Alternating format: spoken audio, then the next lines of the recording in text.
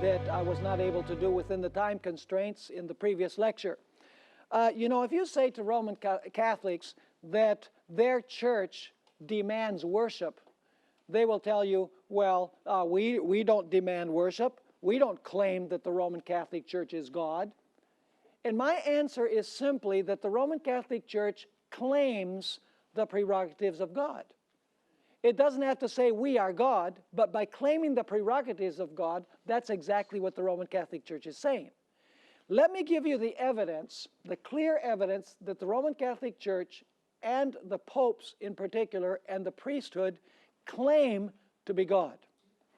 Number one, in the Bible, in 2 Thessalonians chapter 2, verses 3 and 4, the man of sin, which is a prophecy about the papacy, it says that the man of sin sits in the temple of God. Do you know what the temple of God is? It's the church. You know, you can get that every time the Apostle Paul uses the expression temple of God, the naos of God, it refers to the church. So it says that the man of sin sits in the temple of God, claiming to be what? Claiming to be God. So if the man of sin is the papacy, and we dealt with that yesterday, then we find clearly that he sits in the church and he claims to be God. And if he claims to be God, would he claim the right to be worshipped? Absolutely. Now let me give you additional evidence. Pope Leo XIII, in an encyclical letter, June 20, 1894, said this, speaking about the popes: "We hold upon this earth the place of God Almighty. Furthermore, the Pope allows himself to be called the Holy Father. Jesus said, 'Call no man your father on earth, for there is one Father, which is your God in heaven.'" So if he claims to be called Holy Father, is he claiming the prerogatives of God? He sure is. By the way, that text is Matthew 23, verse 9. Furthermore, the Pope allows people to bow before him. Peter, who supposedly was the first Pope, when Cornelius came and Cornelius bowed before him, what did Peter do? He says, "Get up from there. I am a man just like you are." That's found in Acts 10, 25 and 26. So if the Pope allows people to bow before him, is he claiming the prerogatives of God? Yes, he is. Furthermore, does the papacy claim to have power to forgive sins? Who only can forgive sins? God. Does the papacy claim to have changed God's law, God's day of worship? Who could only do that? God. So is it claiming the prerogatives of God? Yes. Does the papacy claim since 1870 to be infallible when the Pope speaks on faith and morals ex cathedra? Yes. But who only is infallible? God. Has the papacy claimed during the 1260 years that it has the right to set up kings and remove kings? The book of Daniel chapter 2 says that it is God who sets up kings and removes kings. Did the papacy claim that it had the right to judge everyone and that the Pope could be judged by no one? Gregory VII, Pope Gregory VII said that. But the Bible tells me that the judge is whom? Is God. Perhaps the biggest blasphemy that shows that the papacy claims the prerogatives of God, and therefore it claims worship, whether it says it does or not, but it does by all these characteristics, is in the sacrifice of the Mass. This is where you have particular blasphemous statement, and this is at the end of your syllabus. You know, the Roman Catholic Church believes that when the priest pronounces the words hoc est corpus meum, this is my body, that the host is no longer a host, even though it appears to be, it tastes the same as a host, but it is a real body and flesh of Jesus Christ. In other words, the priest has transformed the host into the real body of Christ. Let me read you a statement from St. Alphonsus Liguori, one of the doctors of the Roman Catholic Church. There's 30-some doctors in the history of the Roman Catholic Church, the great men like Thomas Aquinas and St. Augustine and St. Bernard and others St. Alphonsus Liguori is one of those. And he wrote a book which is very interesting. The name of the book is The Dignity and Duties of the Priest or Salva, where he got together all of the traditions in the Roman Catholic Church from early in the history of the Church about the authority and the power of the priest. And I'm going to read you just one statement. There are many others that I could read you that shows that the papacy does claim the power and prerogatives of God. And so it is claiming worship, whether it says it does or not. So when the third angel's message says, if anybody worships the beast, it's talking about worshiping the Roman Catholic system, because they claim to have the prerogatives of God. Listen to this statement.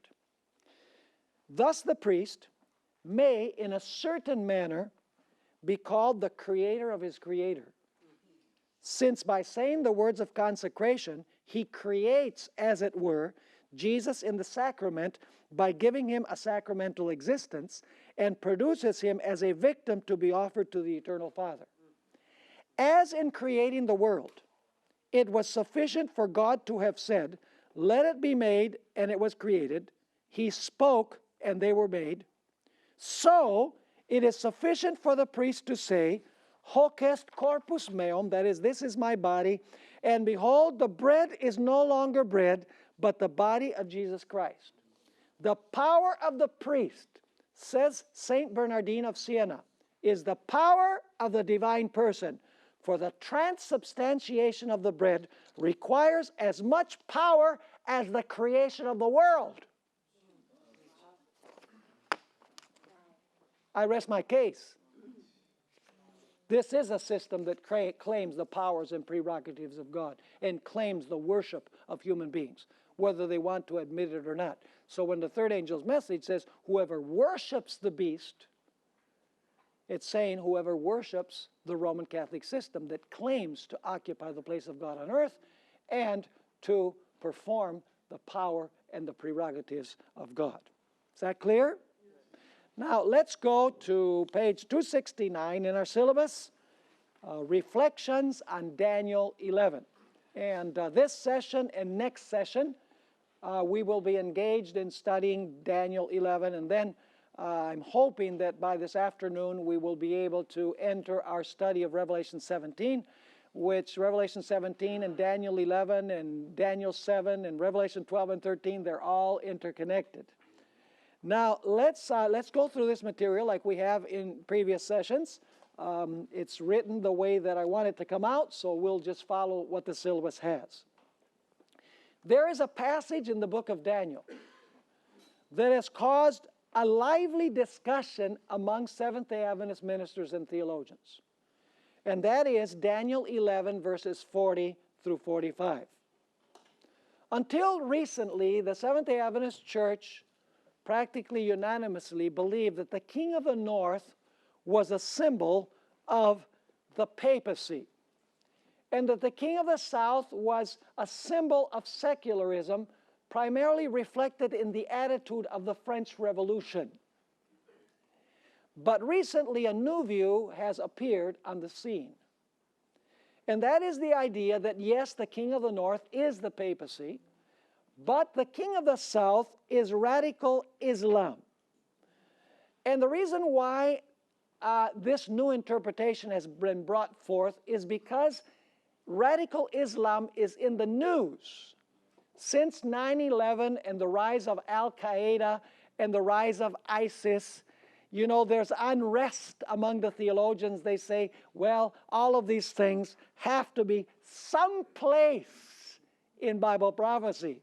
And so what they do is they go from what is happening to Scripture, and they reapply some of the things that the Adventist Church has already defined what they mean.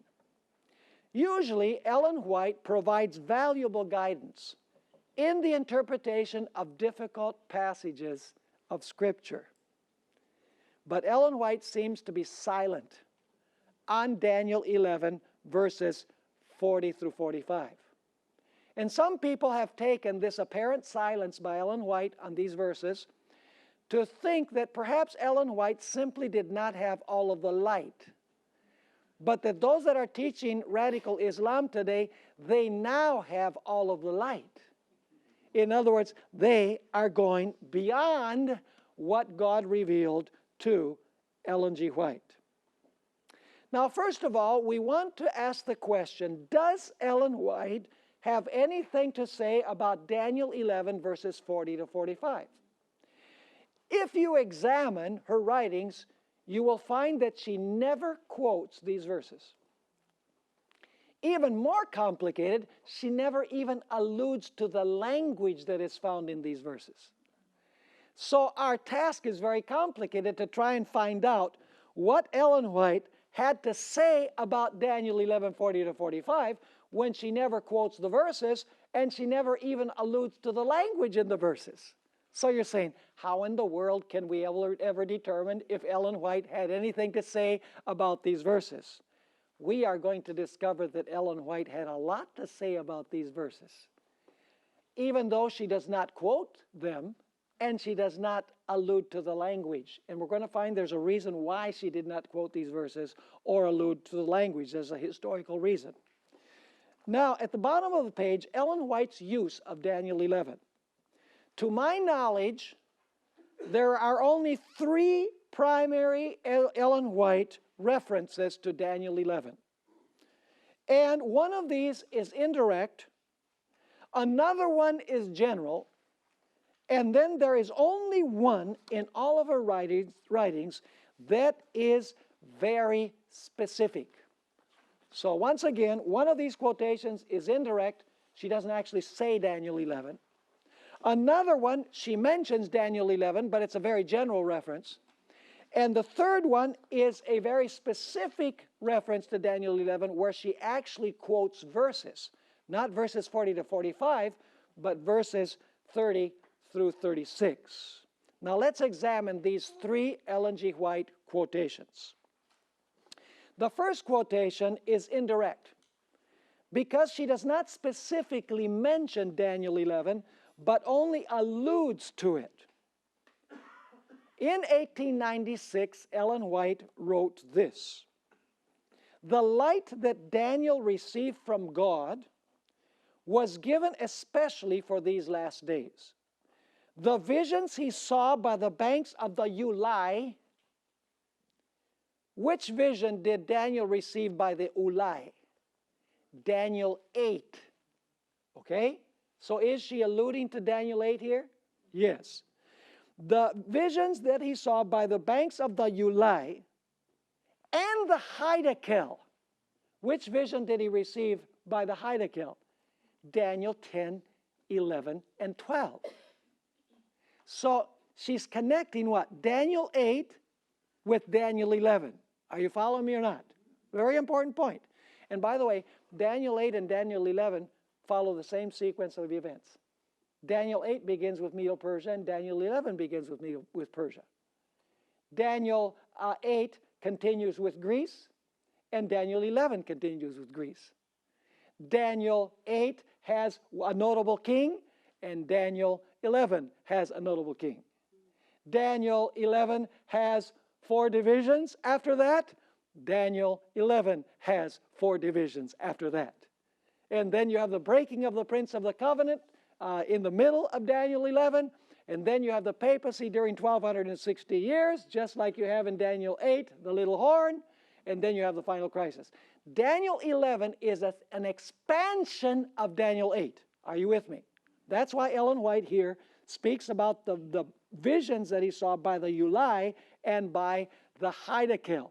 In this way, Ellen White is saying that Daniel 8 and Daniel 11 need to be studied together. So is Ellen White alluding to Daniel 11 indirectly? Yeah, because she mentions the visions next to the Hiddekel, and those were given in Daniel 10 and 11.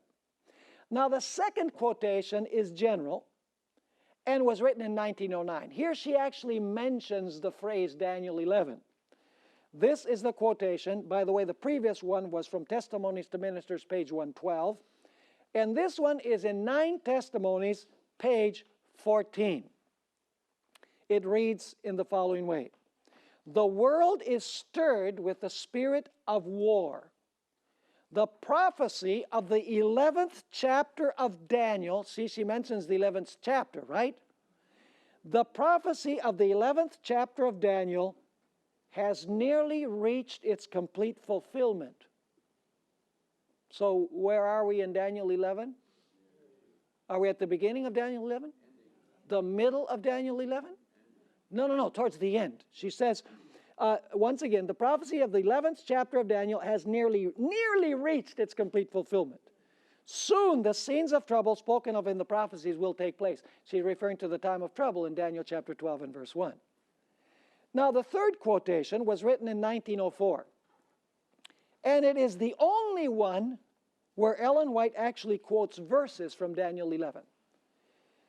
This is found in Manuscript Releases, volume 13 and page 394. And this is a very important statement. It's only one in all of the writings of Ellen White where she actually quotes Daniel 11. This is how it reads. We have no time to lose. Troublous times are before us. The world is stirred with the spirit of war. Soon, the scenes of trouble spoken of in the prophecies will take place. The prophecy of the 11th of Daniel has nearly reached its complete fulfillment. And now she makes a very interesting remark. Much of the history that has taken place in the fulfillment of this prophecy will be repeated. Are you following me or not?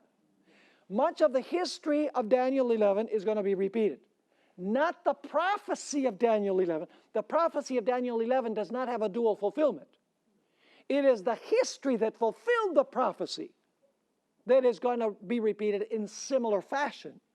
So she says the prophecy in the 11th of Daniel has nearly reached its complete fulfillment. Much of the history that has taken place in the fulfillment of this prophecy will be repeated. And then she's going to quote the verses that will be repeated. Not the prophecy, but the events of the history. She says, in the 30th verse, a power is spoken of that shall be grieved and return and have indignation against the holy covenant. So shall he do. He shall even return and have intelligence with them that forsake the holy covenant. And then she continues quoting verses 31 to 36. I didn't put it in the quotation to save space.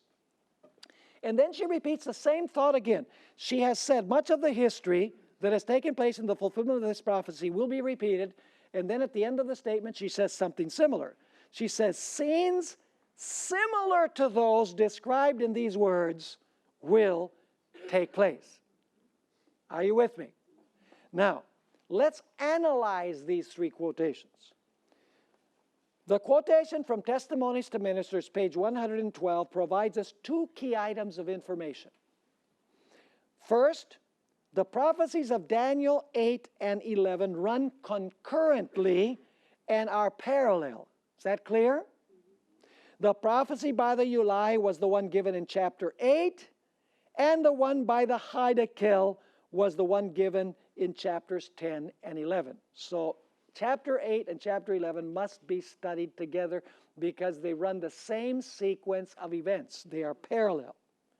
Now, the second statement tells us that both of these prophecies were in the process of what? Of fulfillment when Ellen White wrote in 1896. Unfortunately, Ellen White does not specify in this particular statement how much of the chapter had already been fulfilled when she wrote the statement. She merely stated that these prophecies were in the process of fulfillment, right?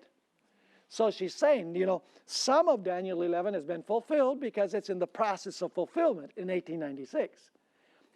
But the third quotation is very significant because the third quotation tells us some specific things that we don't find in the other quotations. Let's notice at the top of the page, the quotation in Testimonies for the Church, volume 9, page 14, adds some very valuable information. When Ellen White wrote this testimony In 1909, she stated that the prophecy of Daniel 11 had what? Had nearly reached its complete fulfillment. Thus, we can be certain that in 1909, the process of fulfillment of Daniel 11 was where? Was in the last few verses of the chapter. The quotation from Manuscript Releases, Volume 13, page 394, contains some significant information that is not found in the other two. In this statement, Ellen White explains that much of the history that has taken place in the fulfillment of this chapter will be what? Will be repeated. The critical question then is this: which history was she referring to when she says much of the history of Daniel 11 is going to be repeated in the future? Which history was she referring to? We don't have to guess. It's the history that is described in what verses? In verses 30 to 36. Because immediately after saying that much of the history that has taken place in fulfillment of this prophecy will be repeated, she then quotes verses 30 to 36. Are you following me or not? Yeah. Very, very important. Clearly, Ellen White understood that verses 30 to 36, as well as we'll find verses 37 to 39, which she does not quote, had already been fulfilled in the past when she wrote. If verses 30 to 39 had already been fulfilled in the past when Ellen White wrote, then the similar future scenes that she spoke about must be fulfilled where? In verses 40 to 45. Are you understanding my point? She says much of the history of this chapter has already been fulfilled when she wrote in 1909. And then she quotes verses 30 to 36. And we could add verses 37 to 39 because it's describing the same period. So for her, had verses 30 through 39 already been fulfilled in the past? Which scenes were going to be similar in the future? The ones that are contained in these verses. So where would you find the future repetition of the history that you find in these verses? Well, what do you have left in Daniel 11?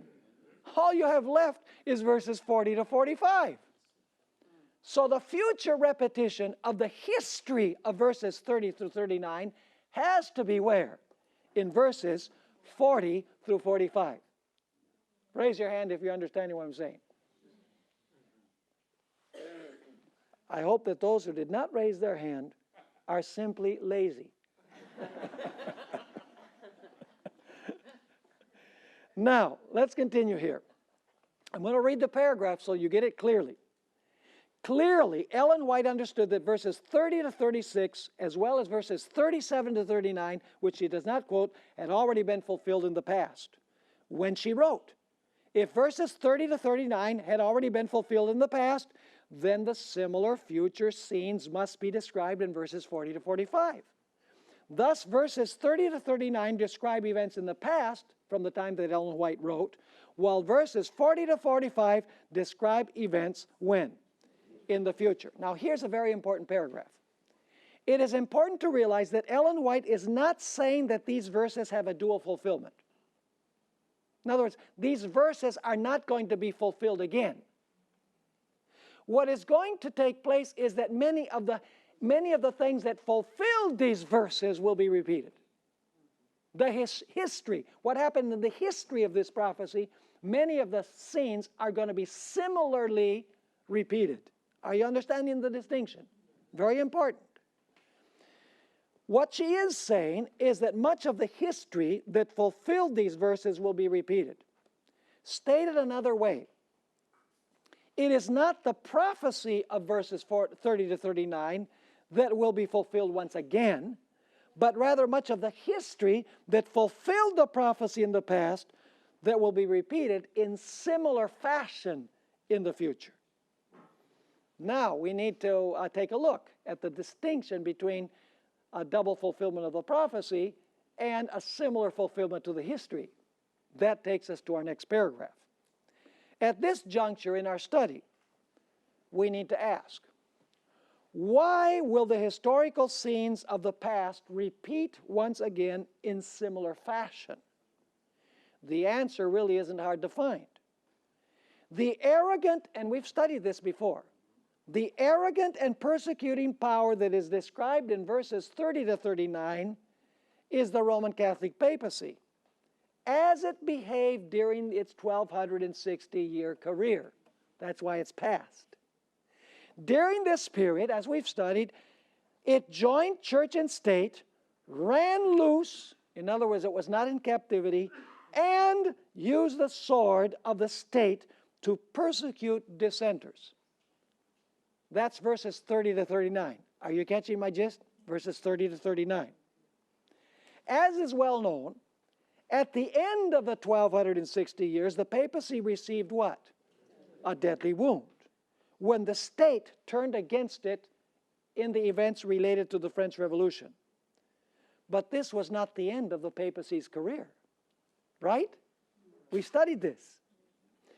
Prophecy predicts that after a period of convalescence, the deadly wound will be what? Healed. When the United States will return the sword of civil power into the papacy's hand. Then the papacy will what? Will once more behave as it did in the past. Is that the repetition of the history? Not the prophecy, the what? Much of the history, because it's the same system. Thus, the history of the past papal oppression will be repeated in the future, because the papacy will rise once again to power. In summary, Ellen White believed that Daniel 11, 30 to 36 was fulfilled in the past. And of course, verses 37 to 39 also. She also believed that much of the history described in these verses would be repeated in similar fashion. If verses 30 to 39 had already been fulfilled in the past in Ellen White's day in 1909, then the future repetition of history of these verses must be found where?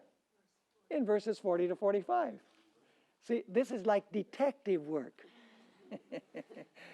You know, people say I would have made a good lawyer or a good detective. I'm glad I became a preacher. Now notice Ellen White understood these two stages of the papacy, past and future. We've read these statements before, but let me just read once again because this is important to what we're discussing. Great Controversy 579. The influence of Rome in the countries that once acknowledged her dominion is still far from being destroyed. And prophecy foretells what? A restoration of her power. And then she quotes Revelation 13:3, I saw one of his heads as it were wounded to death, and his deadly wound was healed, and all the world wondered after the beast. Is the papacy going to behave in the future like it behaved in the past? Will there be similar scenes?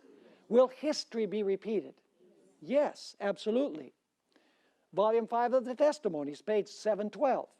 When our nation, that is the United States, shall so abjure the principles of its government as to enact a Sunday law, Protestantism will in this act join hands with popery.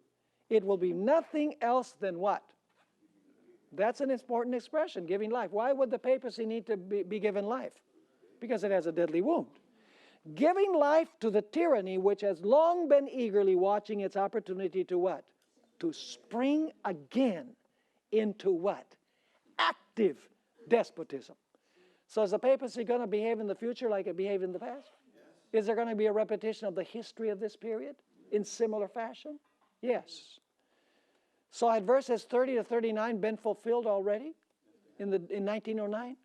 Yes. Now, the third quotation, you'll notice the underlined portions. The Bible's Ellen White tells us that Protestants will give life and vigor to the corrupt faith of Rome, reviving. Notice the terminology, give life and vigor, because it lost its life and vigor through the deadly wound. And she says, reviving what? Her tyranny and oppression of conscience. So once again, the idea that the past history of this system is going to be what? Repeated. Now, let's go to our next section. But does Ellen White have anything to say about the events that are described in verses 40 to 45? She quotes verses 30 to 36. We know that these are past. But does she have anything to say about verses 40 to 45? The question is, where would we even begin to look? Because she never quotes these verses. And she never even alludes to the terminology that we find in these verses. So where would we even look in the writings of Ellen White to see where she comments on these verses? Several years ago, I found what I believe to be the key that unlocks her concept of Daniel 11, 40 to 45, even though she does not quote the verses or use the terminology. Let's go to the next paragraph or the next sentence. I believe that the key that will unlock her understanding of these verses is found in her understanding of Daniel 12, verse 1. Is that the verse that comes immediately after verse 45? Yeah. Though Ellen White never quoted or even alluded to the language of Daniel 11, 40 to 45 in the book The Great Controversy, she did quote the next verse, Daniel 12, verse 1. I believe that the place where she quotes Daniel 12, verse 1 contains the key that unlocks her understanding of the immediately preceding verses. Are you catching the way that we're going to see? We're going to work deductively. Do you know detectives work deductively? You know, they look for all of the clues, and then they work backwards to the crime. Well, there's no crime here, understand. But you're going to look at all the clues that are there in the writings of Ellen to find out, you know, where she comments about verses 40 to 45. Now, let's work deductively. Because Ellen White did not quote or even allude to the terminology of verses 40 to 45 in the Great Controversy, we cannot work from verse 40 forwards, right? Because we don't know where her comments on verse 40 are found. What we must do then is work deductively from Daniel 12, 1 and 2 backwards. How many of you are understanding what I'm saying? So let's take a look at Daniel 12, verses 1 and 2. 4 points here. At that time, Michael shall stand up. That's the close of probation, by the way. The great prince who stands watch over the sons of your people. And there shall be, after Michael stands up, what is there going to be? There shall be a time of trouble such as never was since there was a nation even to that time. So you have Michael standing up, the time of trouble, and then what? And at that time, that is in the time of trouble, your people shall be what?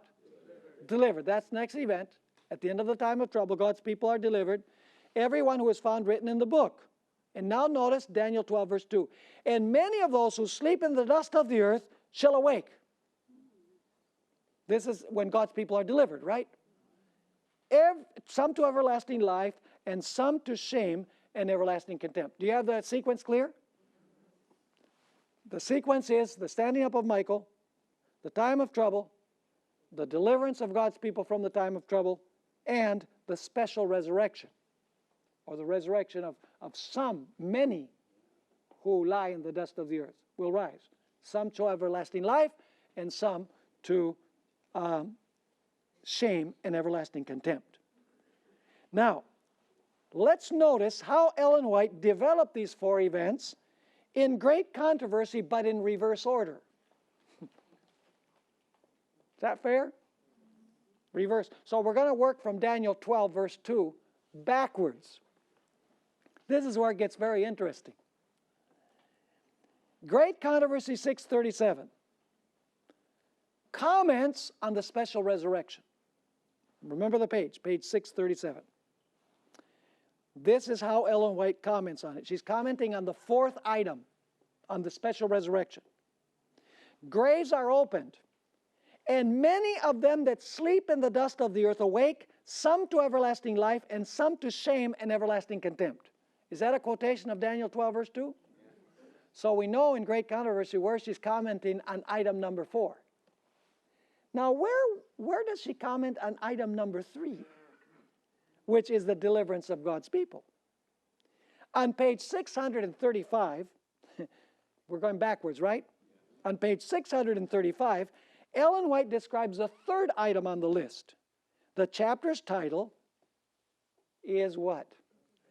God's people delivered. Is that the third item on the list? Yeah. Absolutely.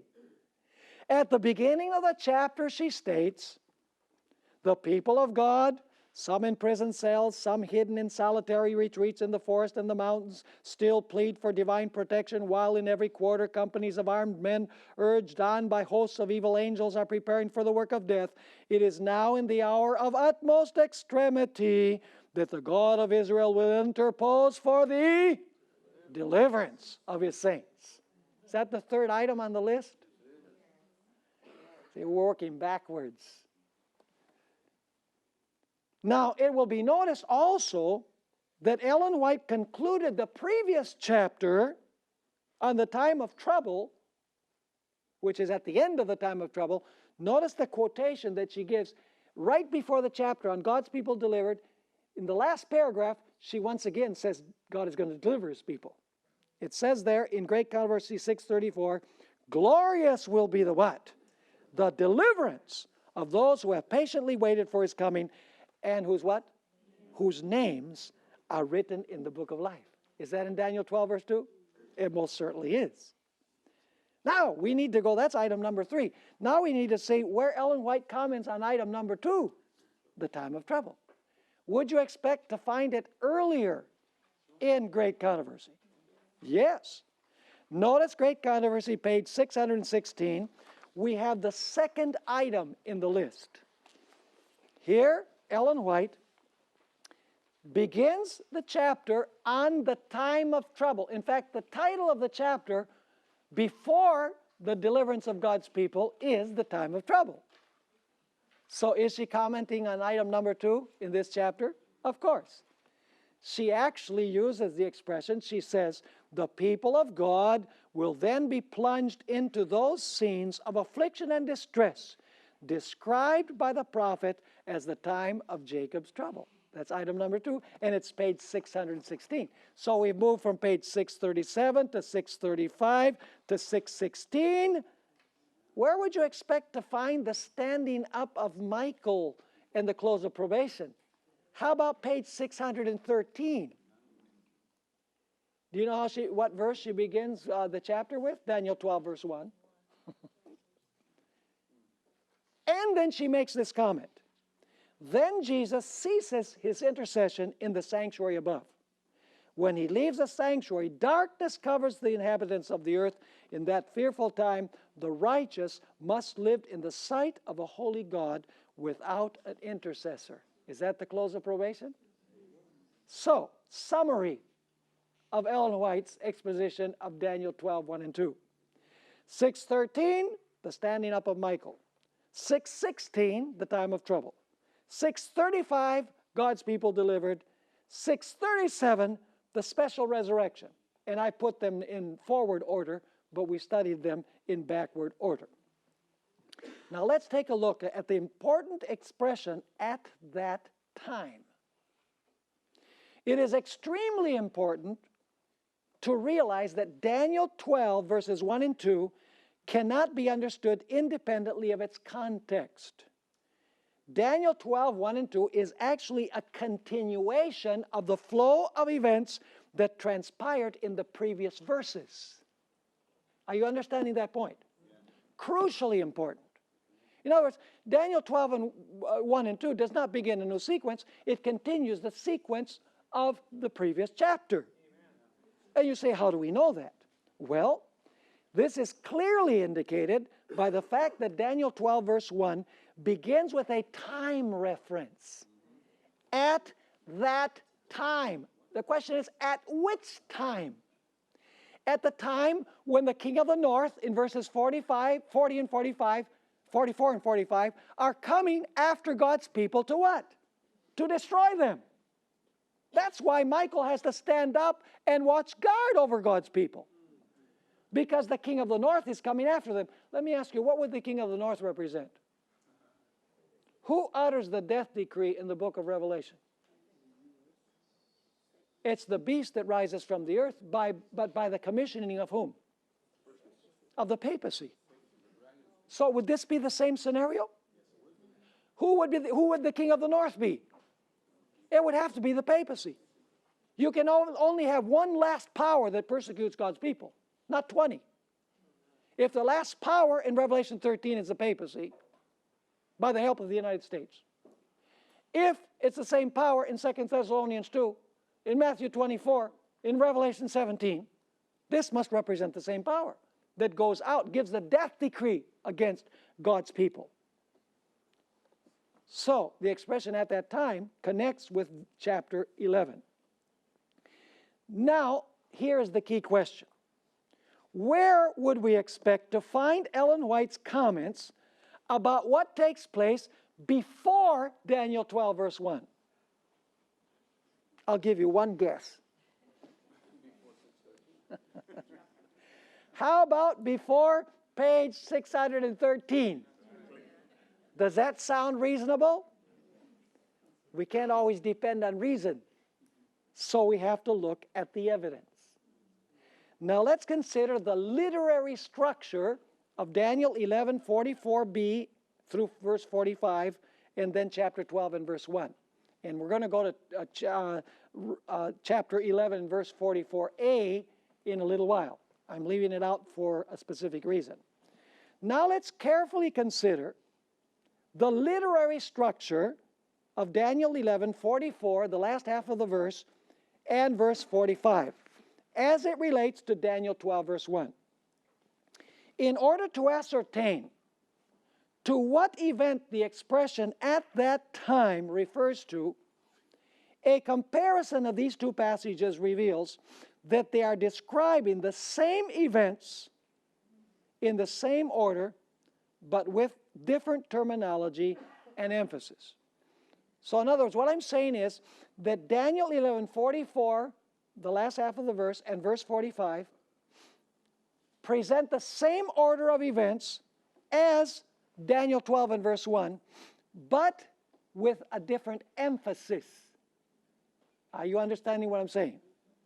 Now, let's carefully then consider the structure, the literary structure of Daniel 11:44b and 45 with Daniel chapter 12 and verse 1. Let's examine first of all, Daniel 11:44, the last half of the verse, and verse 45.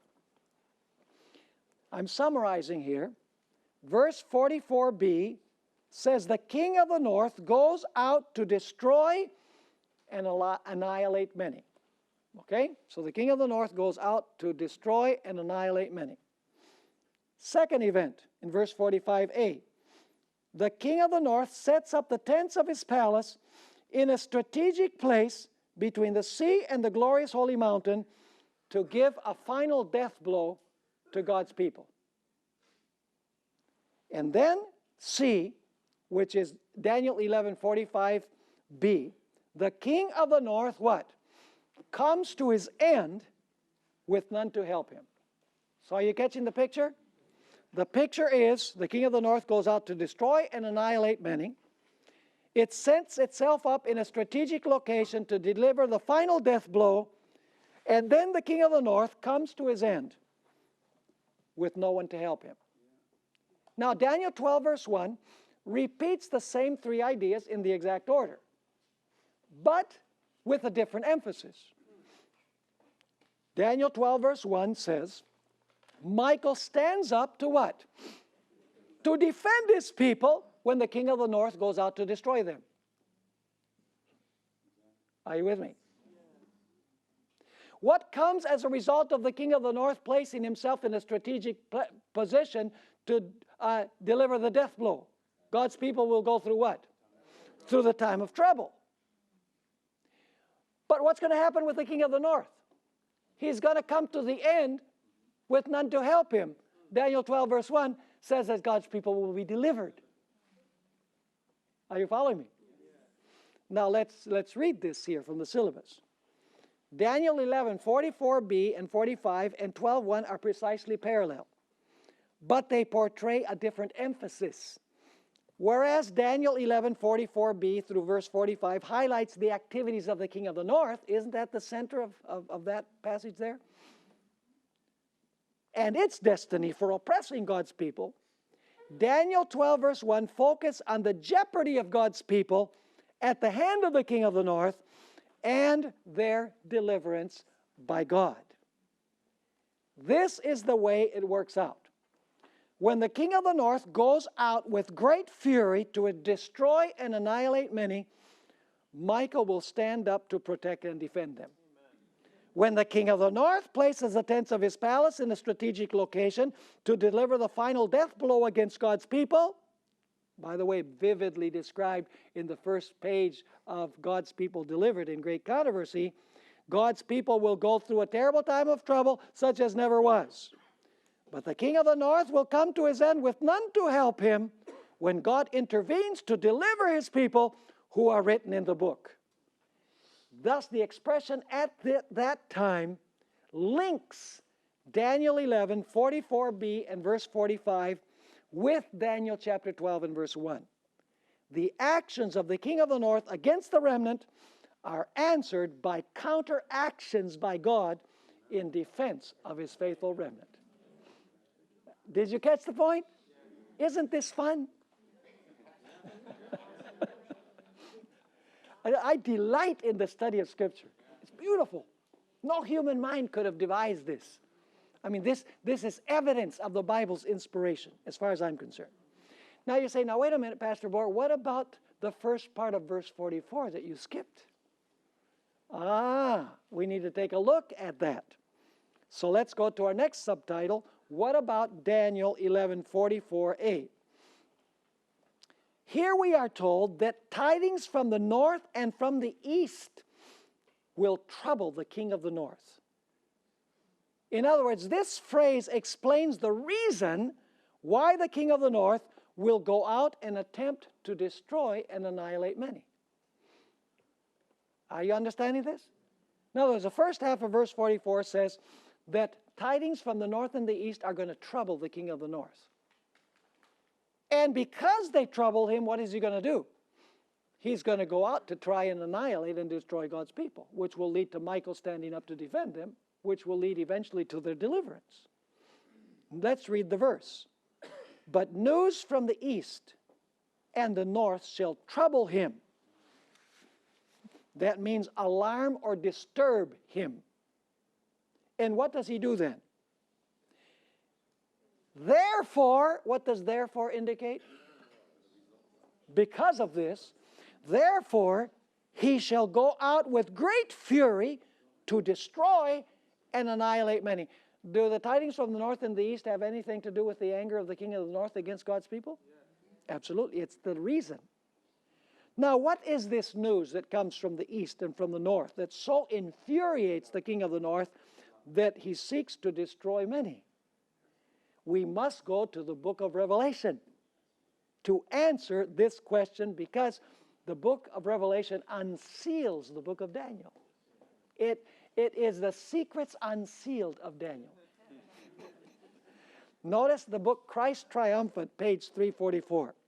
The books of Daniel and the Revelation are one. One is a prophecy, the other is a revelation, which means unveiling, by the way. The word revelation, apocalypsis, means that something is unveiled or unsealed. One book is sealed. The other is a book what? Opened. Now, what are these tidings from the east and the north? Well, here's something very interesting. Is there any place in the book of Revelation where you have an angel coming from the east to do something with God's people? Revelation chapter 7. There is a mighty angel that descends, having the seal of God, to seal the servants of God on their foreheads. Is this going to infuriate the beast who has a mark and is very unhappy about certain people receiving God's seal? Absolutely. So it is this angel that comes from the east, it says, for the sealing that will infuriate the beast, because people are not receiving the mark of the beast. They are receiving what? The seal of God. Now you say, what about the north? What are the tidings from the north? In Revelation chapter 18, we have a mighty angel that descends from where? From heaven. Heaven is north, in case you were wondering. You say, really? Heaven is north? Of course. What did Lucifer say in heaven in Isaiah chapter 14? He says, I will go to the sides of the what? Of the north, and I will sit in the place of the Almighty. God's throne is in the north. By the way, that's the reason why Psalm 48 verses 1 and 2 says that Jerusalem on the sides of the north is the city of the great king. The New Jerusalem is the city of the great king, and it is in the sides of the north. So this mighty angel that descends from heaven, that proclaims a loud cry, get out of Babylon. Oh, Babylon's going to be really happy about that message, isn't it? Is the harlot going to be furious when God's people denounce the abominations that are being committed? Is Babylon going to be filled with rage? Yes.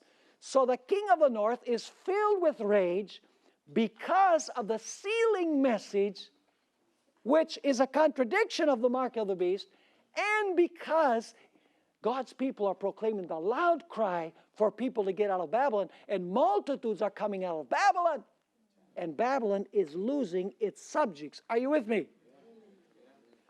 Of course, Ellen White already knew this. You know, people who are critical of Ellen White, they just don't study like this. You know, they nitpick. They say, you know, Ellen White got wrong the number of rooms in a sanitarium.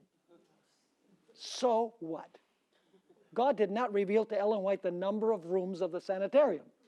The key point was that somebody was hiding in the closet. She was hiding in the closet, and she heard Dr. Kellogg overcharging the rich so that he could provide free service to the poor. I guess he might have been a socialist. That I should not have made that political remark. Anyway, back to our material here. Notice Ellen White understood that the loud cry and the sealing was going to lead the power of the earth, the papacy, to have rage against God's people. Notice Great Controversy, page 605. While the observance of the false Sabbath in compliance with the law of the state, contrary to the fourth commandment, will be an avowal of allegiance to a power that is in opposition to God, the keeping of the true Sabbath in obedience to God's law is an evidence of loyalty to the Creator. While one class, by accepting the sign of submission to earthly powers, receive the mark of the beast, the other, choosing the token of allegiance to divine authority, receive the seal of God. I'm wondering, do you know what title the chapter is before the chapter on the time of trouble? The final warning. Interesting. Is that the tidings from the north and from the east? The final warning? She actually begins by quoting Revelation 18, 1-4. Interesting. So does Ellen White have anything to say about verses 44 and 45? Oh, yeah, she does. Absolutely. Now, she also, in that same chapter on the final warning, she speaks about the sealing, right? We just read the verse on the first page of that chapter.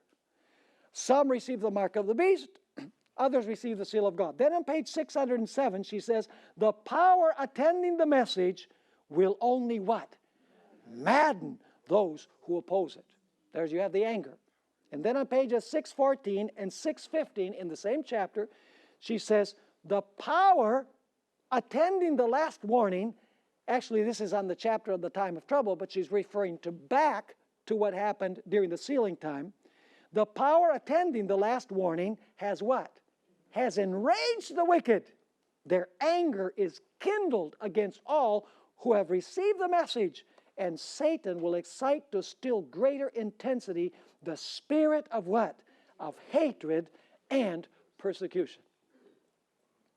Are you following me? So does Ellen White have anything to say about the content of verses 44 and 45? She most certainly does. She does not use the terminology. She doesn't quote the verses. In our next session, we're going to see the reason why she doesn't quote the verses. There is a historical reason why Ellen White did not quote these verses. It would have caused a revolution in the church, and not a good revolution, a bad revolution. Because there was an individual, Uriah Smith, that was teaching that the king of the north was Turkey. And James White rebuked him. He said, no, that's not the Adventist view of the king of the north. And so if Ellen White had joined in the fray and had supported her husband, when Uriah Smith was the editor of the Review and Herald, it would have caused a conflict in the Adventist church. And Ellen White knew that at that time, it was not crucial for people to understand this particular prophecy. But now it is. Because now we are living in that time. Just because it could not be understood fully back then, Ellen White, you know what Ellen White did? She says, you know, I'm going to write about this without quoting the verses and without using the language, and somebody sometime will discover what I had to say about it. But I will not create a controversy or a conflict in the church unnecessarily now when there are more important things that we need to deal with. That teaches us an important lesson as well to us, you know, when it comes to issues that we face in the church today. So the last paragraph of this, right before the subtitle, the beginning point of Daniel 11:40 to 45, thus the news from the north is identified in Revelation 18 as the loud cry of the angel who descends from heaven, that's the north. And the news from the east is the message concerning the seal of God in Revelation 7. This message from the north and the east that is described in Daniel 11:44a, that is the first part of the verse, fills the king of the north with fury to the point of wanting to destroy God's remnant, as described in Daniel 11:44, the second half of the verse. Does this square with Revelation 13? Is the false prophet going to join the beast in proclaiming a death decree against God's people? Will this lead to a time of trouble such as never has been seen? Will the message concerning the sealing and the coming out of Babylon cause the rage? Will God's people be delivered from the time of trouble by the voice of God? Absolutely. And that's the best news of this whole thing, is that the king of the north will not have the last word. The last word will be spoken by none other than God himself. So let's be sure that we are on the right side. Visit secretsunsealed.org for annual class dates and topics. Anchor is a seminary-level course of study on the fundamentals of Seventh-day Adventist theology taught by Pastor Stephen Bohr and guest theologians. Seating is limited.